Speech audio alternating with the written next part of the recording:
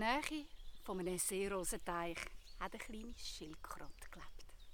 Und die hat gern geschwätzt. Die hat die ganze Zeit geredet. Dann ist sie immer zu allen Tieren an, zu den Fröschen, zu den Fischen, zu den Libellen, zu den Bienen, zu den Wespen, zu den Sommervögeln, zu den Regenwürmern und hat ihnen erzählt. Sie hat ihnen erzählt, wer Gott sich verliebt hat, wer geheiratet hat, wer sich getrennt hat oder wer Familien bekommen hat.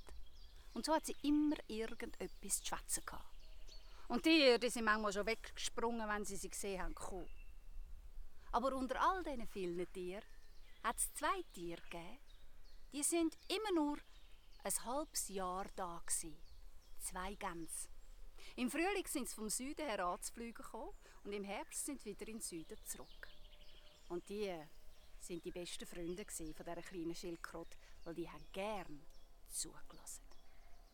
Und so hat die Schildkröte jemanden gehabt, wo sie alles erzählen konnte. Und dann hat sie geredet und geredet und geredet und geredet und geredet und geredet. Und der Sommer ist schnell vorbeigezogen. Dann war der Tag da, wo die Gänse beschlossen haben, dass sie wieder Richtung Süden ziehen. Aber das hat der Schildkröte gar nicht gefallen. Nein, ich kann mich doch nicht allein lassen. Ich habe ja gar niemanden mehr, wo ich alles erzählen kann, was so die ganze Zeit passiert. Und ihr seid meine allerbesten Freunde. Bitte, bitte. Ich will auch mit euch mitkommen. Der Gänse hat es auch leid da. Sie hätten die Schildkröte gerne mitgenommen, aber es tut uns leid. Das geht doch gar nicht. Du hast ja gar keine Flügel. Wie willst du mit uns mitkommen? Aber die Schildkröte hat so gemüdet und ist so traurig gewesen, dass die Gänse sich etwas überlegt haben. Wir könnten doch einen Stecken nehmen. Einen langen Stecken. Und je am Ende tut eine von uns reinbeissen und hebt es fest. Und die Schildkröte, die kann in der Mitte reinbeissen. Und so haben sie es abgemacht. Aber Schildkröte, gell?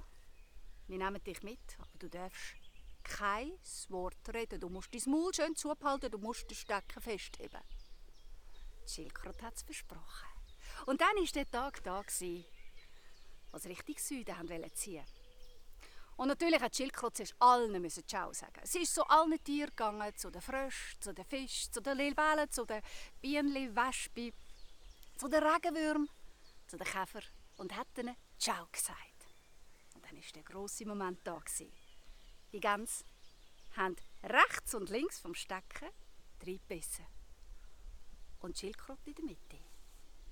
Und dann sind sie losgeflogen. Sie haben ihre Flügel aufgemacht und sind ganz weit in den Himmel schauen. Und die Schildkröte, die war noch nie so weit oben. Die hat auf den Seerosenteich herabgeschaut, der immer kleiner und kleiner wird. Aber da sieht sie auf einem grossen Stein 2 Frösche sitzen.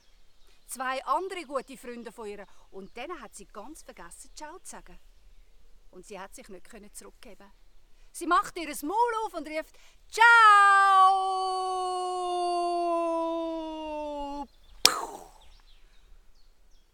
Die Frösche, die haben noch rechtzeitig davongumpen.